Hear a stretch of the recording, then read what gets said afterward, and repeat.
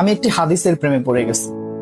হাদিসটা হচ্ছে ঠিক এমন যে যখন বান্দা একটি ঘরে কান্না শুরু করে এবং তখন আল্লাহর ফেরেশতারা বলে যে আল্লাহ তোমার এই বান্দাটা কি জন্য কষ্ট পাচ্ছে, এবং ফেরেশতারা আল্লাহর কাছে কান্নাকাটি করে বলে যে তার মনের ব্যথাকে তুমি আল্লাহ কমিয়ে দাও। তখন আল্লাহ তাআলা বলেন যে আমার বান্দা এমন কোনো কিছুর মায়া পড়েছিল বা ভালোবেসেছিল যা আমার চাইতে সে বেশি ওই জিনিসটার প্রতি ভালোবেসে ফেলেছিল। আমি আমার বান্দার কষ্ট আমি বুঝি এবং আমি দুঃখী মানুষের মানে ভগ্ন হৃদয়ের মানুষের খুব কাছাকাছি অবস্থান করি। কত দূর? 1 হাত দূরে আল্লাহ তাআলা অবস্থান করেন। এবং আরেকটা কথা হচ্ছে ফেরেশতারা তখন বলতে থাকে আল্লাহ তুমি চাইলেই কি সেই বান্দার সেই অভাবগুলো তুমি পূরণ করতে পারো না?